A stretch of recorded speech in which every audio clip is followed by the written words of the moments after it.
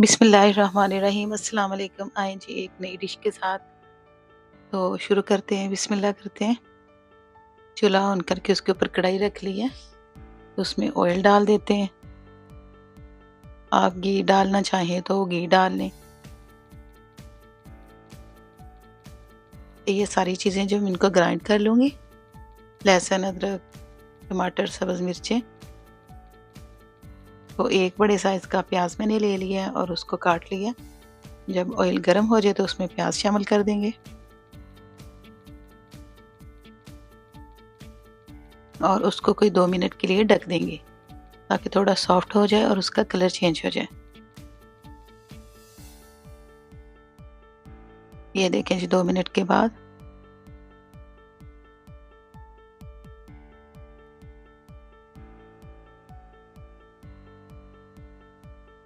अब हम उसमें जो हमने पेस्ट बनाया वो शामिल कर देंगे, लहसुन, अदरक, सब्ज़ मिर्च और टमाटर का,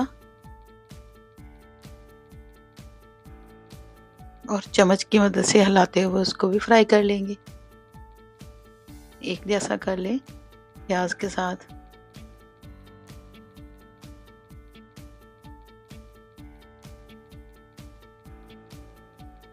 पिसे हुए मसाले डालेंगे जिनमें मैंने हल्दी शामिल की है, सुरख मिर्च,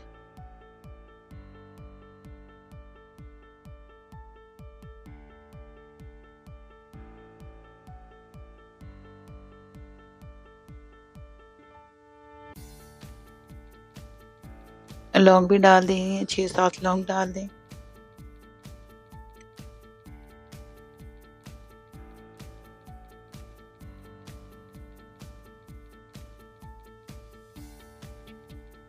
दो तीन बड़ी इलायची,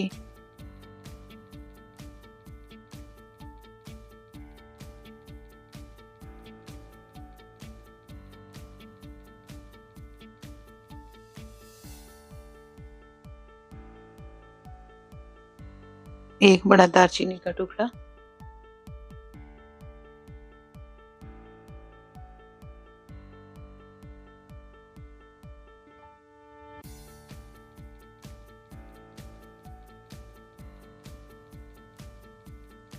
और चम्मच हिलाते हुए अच्छी तरह से मसाले को भून लेंगे। हमने ये तसल्ली करनी है कि मसाला अच्छी तरह से भुना हुआ हो।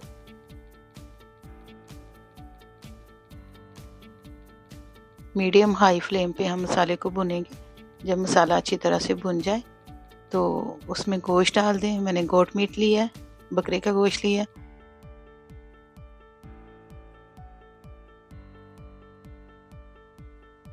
आप ये रेसिपी चिकन के साथ और बीफ के साथ भी बना सकते हैं। सब्ज़ इलायची 3-4 वो भी डाल दें और साबुत ज़ीरा वो भी 1 टीस्पून डाल दें।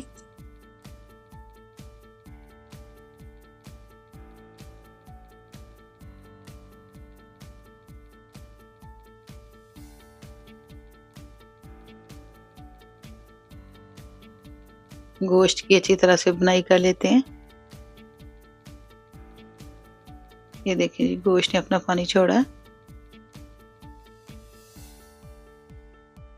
मैंने अच्छे तरीके से गोश्त को भुना है कोई 3-4 मिनट आउट ऑफ कैमरा। आप भी अच्छे तरीके से गोश्त की बुनाई कीजिएगा। तो साथ ही उसमें मैंने 3-4 घंटे पहले चने की दाल भिगो दी थी। अब उसका पानी ड्रेन करके तो वो भी साथ ही डाल देंगे।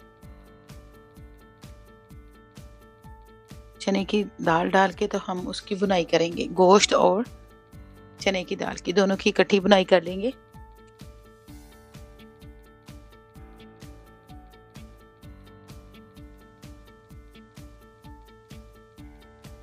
जी अब हम ढक के पकाएंगे कोई 10 मिनट के लिए। 10 मिनट के बाद ये चने की दाल और गोश्त, चने की दाल थोड़ी सॉफ्ट हो चुकी है और गोश्त ने जितना अपना पानी छोड़ना था और छोड़ चुका है। अब हमें अंदाज़ा हो जाएगा कि हमने कितना पानी डालना है, कितना पानी ड्राई हुआ है और कितना हमें चाहिए कि गोश्त और दाल जो है वो अच्छे तरीके से गल जाए। अब हम पानी शामिल करेंगे। आप अपने गोश्त के हिसाब से कीजिएगा। गोश्त से पता चल ही जाता है कि ये जल्दी गलने वाला है या थोड़ा टाइम लेगा। तो उस हिसाब से आप पानी शामिल करें कि गोश्त भी अच्छी तरह गल जाए और दाल भी गल जाए।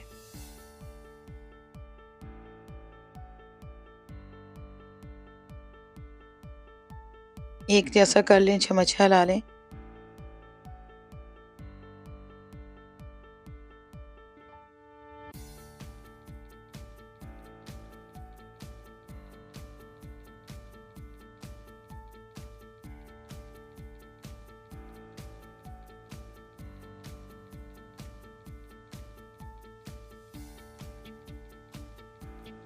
इतना पानी डालें कि बोटियां और दाल डूब जाएं बिल्कुल। अब हम ढक के उसको तकरीबन कोई 25-30 मिनट के लिए पकाएंगे, बिल्कुल लो फ्लेम पे।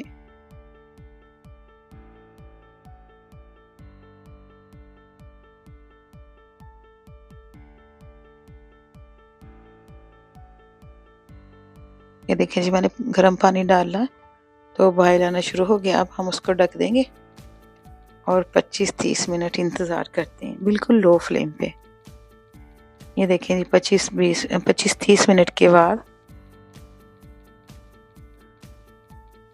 अगर हम लो फ्लेम पे पकाते हैं तो पानी भी इतना ड्राई नहीं होता और जो चीज़ होती है वो भी अंदर ही अंदर पक के तो गल जाती है।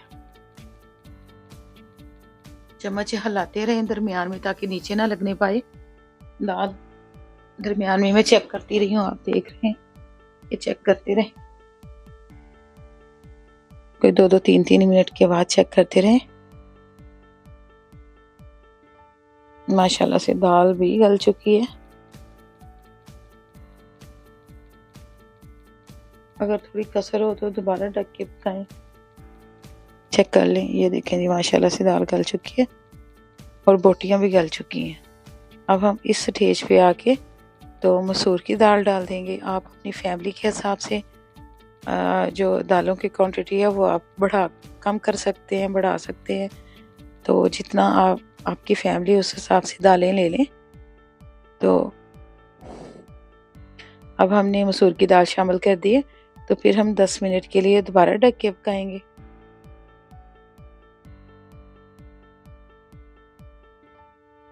मैं आपको बोटी चेक करवाती हूँ। ये देखें जी, बोटी भी गल चुकी है। तो इस स्टेज पे आके तो हम उसमें कोरमा मसाला भी शामिल करेंगे, 1 टेबल स्पून। अगर आपके पास है तो ठीक है, अगर नहीं है तो स्किप कर दे। लेकिन पहले नहीं आपने डालना, ना गोश्त भूनते वक्त डालना है, ना दरमियान में डालना है। जब आपने मसूर की दाल डालनी है तब आपने डालना है, फिर उसका जायका भी अच्छा आता है और खुशबू भी अच्छी आती है।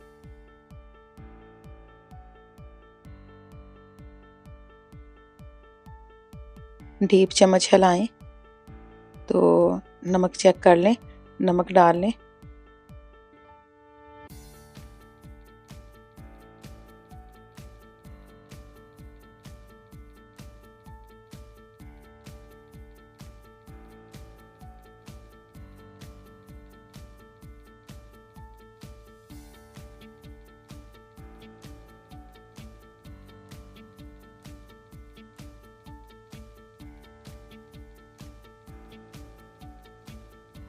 अगर आपको पानी कम लगे थोड़ा सा और पानी शामिल कर लें।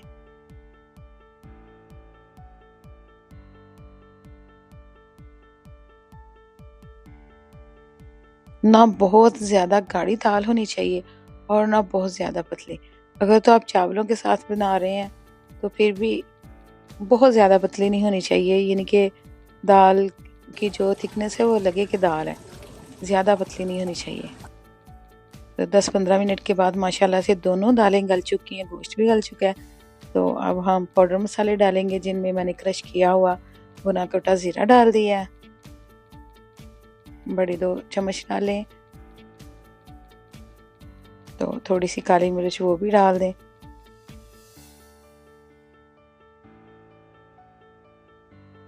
कसूरी मेथी वो भी डाल दें।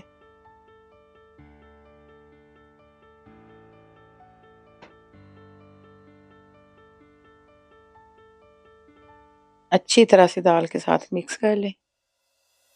ये देखें जी माशाल्लाह से इतनी मज़ेदार दाल, और जैसे हमें उसकी ग्रेवी चाहिए या जैसी हमें उसकी थिकनेस चाहिए वैसी ही है, इतनी होनी चाहिए। सफ़ेद चावलों के साथ मैंने बनाई है दाल, आप रोटी के साथ भी खा सकते हैं, बड़ा मज़ा आएगा। एक जैसा मसाले को कर लें, सबको उसके साथ मिक्स कर लें।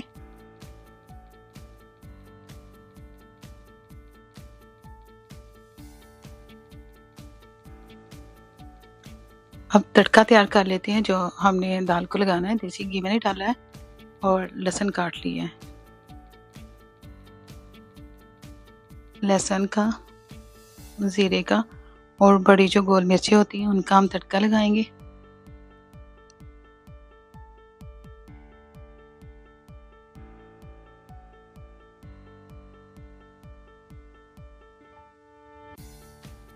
जो मसाले वाली गोल मिर्ची होती हैं वो भी डाल लें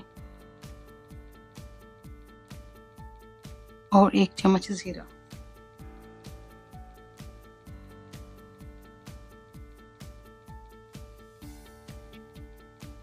जब घी गर्म हो जाए, लहसुन थोड़ा ब्राउन हो जाए,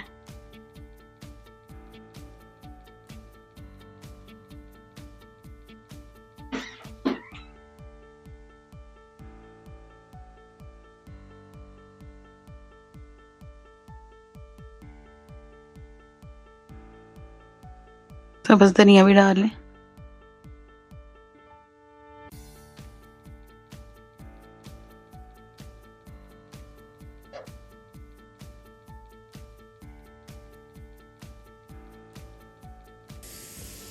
देखें जी ब्राउन हो गया, तो अब हम उसमें तड़का डाल देंगे और कोई 30 सेकंड के लिए उसको ढक देंगे। माशाल्लाह से हमारी मज़ेदार सी दाल तैयार है। मेरे तरीके से बनाइएगा यखनी वाली दाल। अपना ख्याल रखिएगा, मुझे याद रखिएगा, मेरे चैनल को सब्सक्राइब भी कर लें और लाइक शेयर भी। अल्लाह हाफिज़।